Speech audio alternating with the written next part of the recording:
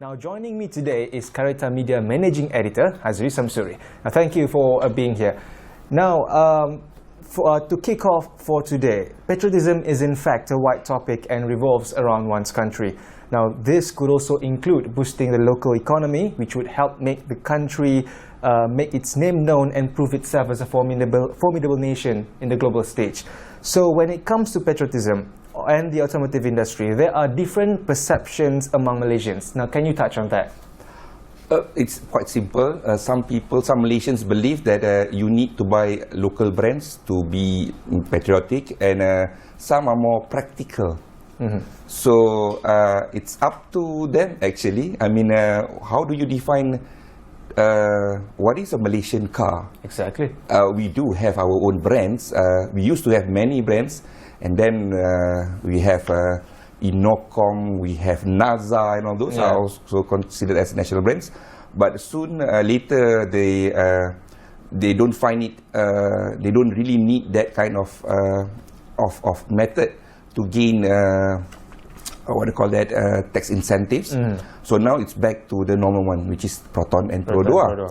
And of course, when you talk about Proton, we know that this is the company that started out with a Japanese partner, Mitsubishi, and later on it became its own. It came up with its own product. And but now it's back to square one because it requires a technology partner, and Geely is their new partner now. Exactly. Like Produa, since day one, it has a partner until today, which is the Astro, and we can see that the Daihatsu is giving more freedom to Produa actually. In fact, Daihatsu is rebadging Produa's product to become Daihatsu. So how do we define patriotism? Well, a car consists of a lot of components, more than 35,000 breakdown components, small components, and that's a huge amount of parts to be made, to be produced. And I give you a good example, like Thailand, for example. Thailand does not have a national car, but it is the _1 car producing country in Southeast Asia. It is even called the Detroit of Asia. Why is that so? Because it produces a lot of vehicles for export. Now, the problem with this industry is, especially like Malaysia, our domestic market is quite small. We cannot survive just selling our products in Malaysia. This has been proven by Proton. Proton cannot survive as a jago kampung. It has to explore the world outside Malaysia, and it failed to do so simply because the domestic market is too small to support its R&D. Unlike China, for example, they have their own brands, and since their domestic market is really big, they can afford to spend more on R&D so that they can go out. Now, having said that, like Thailand, since they do not have local brands, what they have is international brands, and that has developed a lot of local parts vendor companies which produce parts, components for the vehicles. And although the cars might not bear a Thailand brand, a Thai brand, but it has a lot of Thai-made components there. So how do we define patriotic there? I mean, basically, the brand is not yours, but since there is so much of local components there, can they say that it's their own car? It's like Produa too. Yeah. So, in the sense of patriotism, how do you think that we define this patriotism in the automotive industry? I mean, like you said just now, will we follow the footsteps of Thailand? Okay, I think we are ahead of Thailand when it comes to that. We have been in the automotive industry way before Thailand, and we can even build our own cars, which was proven by Proton. But when I started out this profession, I would love to think that we all should support Proton simply because the products were made by Malaysians, designed by Malaysians, developed by Malaysians from scratch. Exactly. But as I grow older, I became to understand the industry better. You need more than just that, actually. We cannot say that those who doesn't work with Proton in the industry, they are not being nationalistic. What they are doing is actually they are contributing to the economy of the country of Malaysia, and that is also important. So to me, we have to be sure what we want. Like for me right now, my stand is it's good for us to export our products, be it a car or a component, because right now what the nation needs is a better economy, so that with better economy, stronger economy, we can do even more. So let's talk about the history of our country's first automotive companies, and there are some prominent local ones. But Proton, when it was first materialized, how does it bring the sense of achievement for the country? I still remember when the Saga was launched. I mean, it was a big deal. I mean, they had the Sagathon and they brought the car around the nation. And I was there. I was a small boy in Kuantan, and I waved the flag when the motorcade came along. Right, yeah. It was a very proud moment. And our family had one, and we were very proud to know that, although we know that it's a Mitsubishi, but to see our own logo there, in Bahasa Malaysia, that really made us feel proud. I think that sentiment is still here, still around. And but it has changed a bit. I mean, before this, I was very technical. I really want the car to be 100% Malaysian. But we know in the global part sourcing, you cannot do that, because you need to find the best vendor with the best price, which might not be in Malaysia, so that you can get the price down. You see, the problem with Proton is, like I said just now, it does not have the volume. Whereas like Pro 2, they are sharing technology with Daihatsu, they are also sharing components with Daihatsu and Toyota, which means the parts are being made for the global market, which means they can get it cheaper. Like for Proton before this, they cannot. That is why they need a partner. So now, I mean, I think Malaysians might still feel the same, even though like the current SUV, the first SUV for Proton, it's not really made in Malaysia at all. It's 100% from China. But people will still think that it's Malaysia. I think the lucky one here is actually Geely, because it's very, they are getting, it's easier for them to enter this market. You imagine if Geely comes here on its own brand, do you think it can make it? I doubt so. But with Proton, not only Malaysian, Indonesian, Thai can accept that brand even better, because Proton is a well-known brand in this area. Yeah, they're used to it. Yeah. So what about the local vendors and its ecosystem? How can you elaborate more on that? Okay, now you cannot just come out with a company that can produce parts. You definitely need technology. And where do you get this technology? From the car company itself. Let's say, for example, it's a Japanese car company. Definitely, Japanese will come down with their technology to teach the company how to produce it, to even how much profit can you make from this part. So that is where we learn from them. The new company, I mean the new Proton, their partner is from China. They are also coming here with their own vendors to teach local partners how to produce their parts. Now, this is what we call CKD, complete knockdown units, where the cars are assembled here. Now, there is a limit of transfer of technology, TOT. Nobody in the right mind will give you all the technology. Nobody will do that. Yeah, basically it's giving your secret away. They might teach you how to make all these small components and all, but the real technology, I don't think they will give it to you easily. That is why we need to develop our own technology. Alright, so talking about CKD, complete knockdown cars, and its contribution to job opportunities and its importance in making Malaysia great, or in other words, giving Malaysian skills in manufacturing, does it benefit much to Malaysia, CKD? Definitely, yes. I mean, okay, right now we have 27 car companies here in Malaysia, and there are 641 parts and component manufacturers in Malaysia, and they are creating more than 730,000 jobs. So definitely it is helping the country. And when you talk about realized investments, it's worth more than 10 billion ringgit Malaysia. 10 billion ringgit. Yeah. You see, when we talk about cars, it's not only about the product. Okay, we can talk until tomorrow morning about a car, but the real interesting part about a car is actually the industry itself. Now, the industry will require a lot of things from a country. For example, incentive, or the homologation that the government requires, and also the market forces. So these are all the interesting part to me as a car journalist. The product, I mean, everybody can talk about the product. My son can talk about a product, about a car. But to talk about the industry, that is where you need to really sit down and start thinking and asking the right question. So that's the interesting part. So, like today, whether it's patriotic or not, I mean, in the car industry, to me, it goes way beyond only the brand.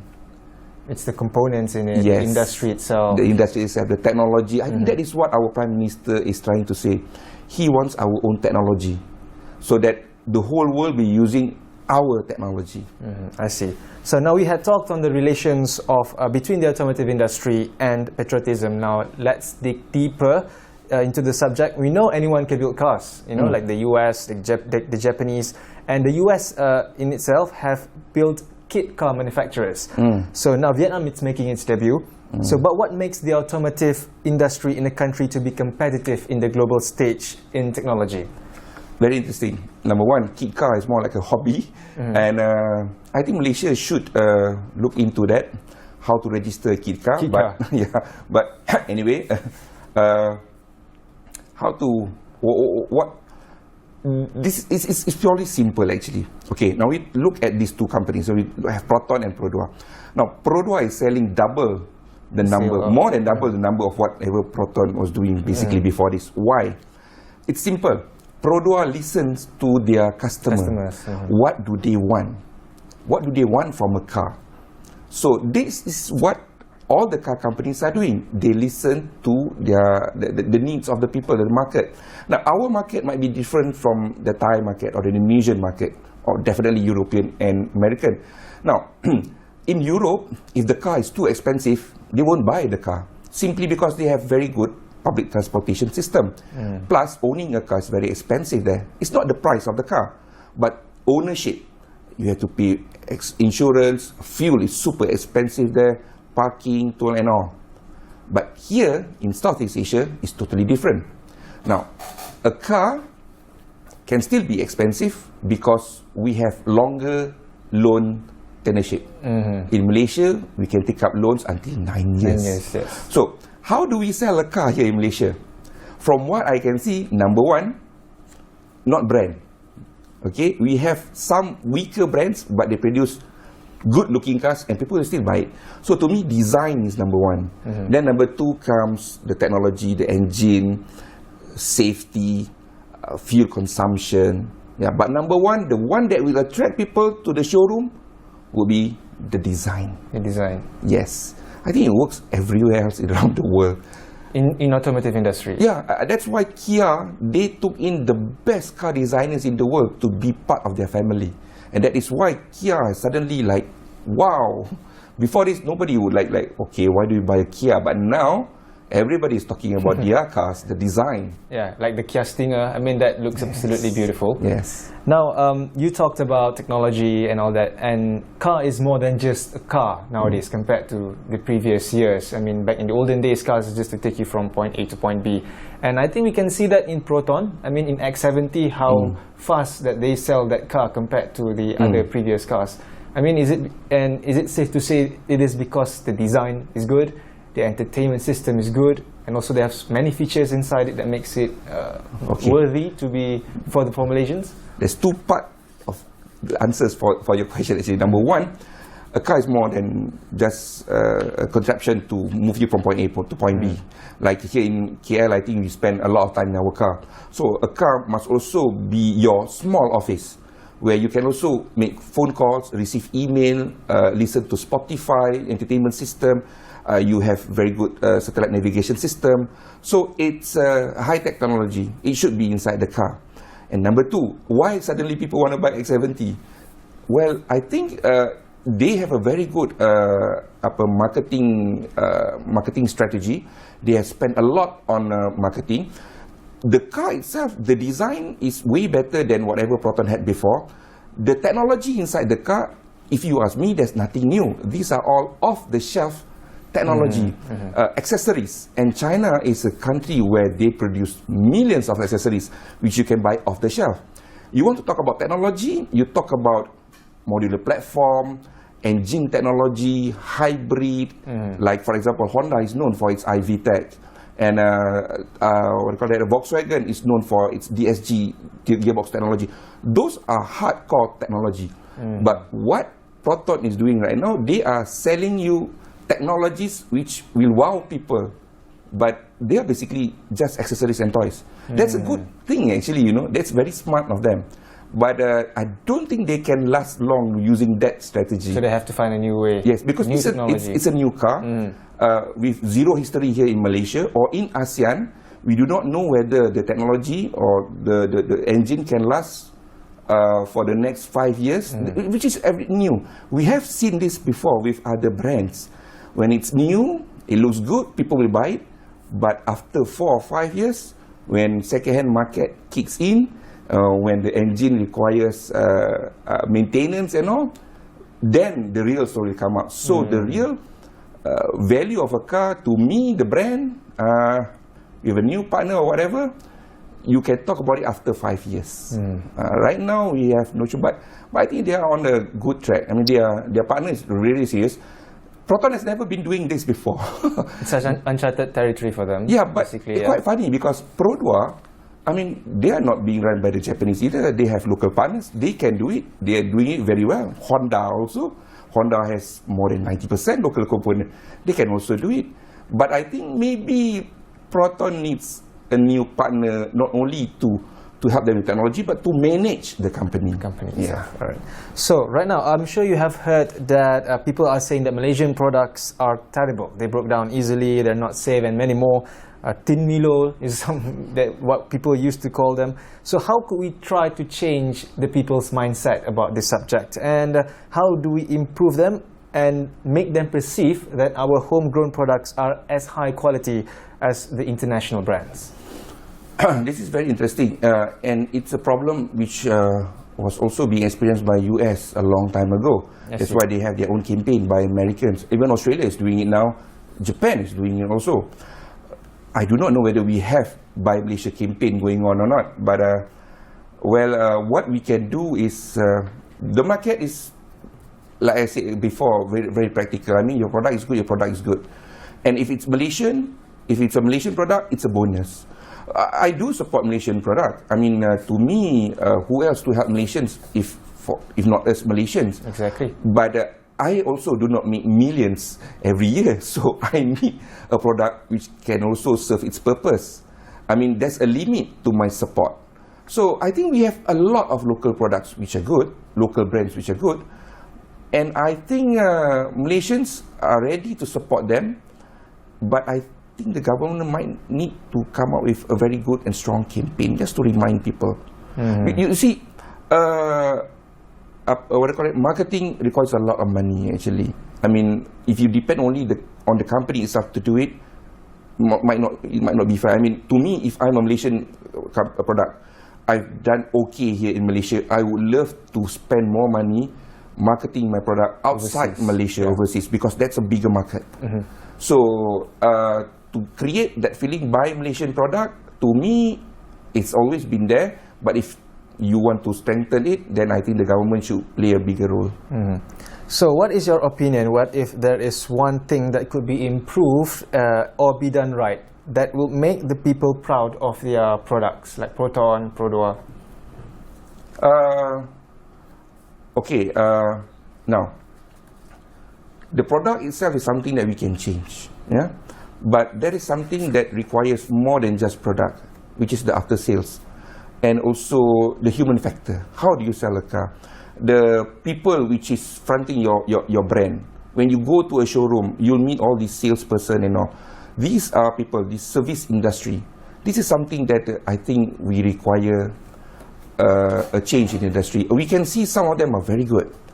Some of them are quite poor when it comes to that. How do you treat your client when there's complaint? Some complaints are being treated like it doesn't exist. They even have to come back to us, the media, and we have to help them out. So this is something which is, if you ask me, quite terrible. But there are also local brands which are very good and very proactive when it comes to this. So I think it's not only about the product, But if, after sales and all yeah, that. the after sales and how you portray your brand, that is also something that local companies must think about. You see, Malaysians, when we compare to our other neighboring countries, we are a bit more advanced, simply because, number one, our English is good. Hence why we can accept more information from the outside world. So we know what is happening. We know what is the current technology. This is actually a problem for the car companies. Malaysians want the best, but price-wise, we want the lowest. So that's a problem. But in reality, yes, we know a lot of things. We are very high-tech and all. So do not undermine us, which means that do not treat us like we are dumb. And I think that is the most important thing. Malaysians, at the end of the day, they have a very soft heart. I mean, if you treat them well, they'll treat you well. Yes, exactly. That is a mission.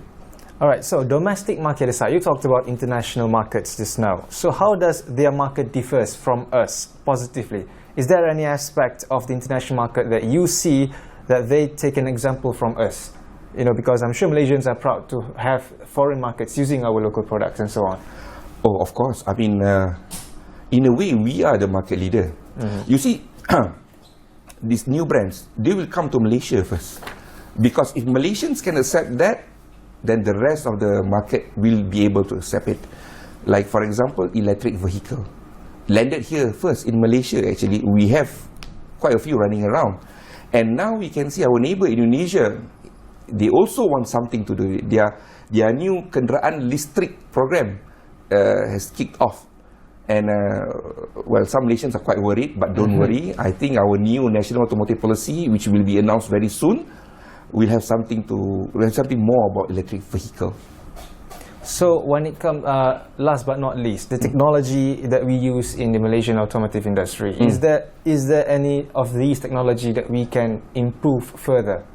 Well, I see that, definitely yes, I see that this technology, now the world is moving towards electric vehicle, which means the whole landscape of automotive industry will change, because EV, electric vehicle, requires lesser parts, lesser components, lesser part maker, lesser workers. They also require a new kind of infrastructure. Everything is new. It's like the industry will reset itself. I think if Malaysia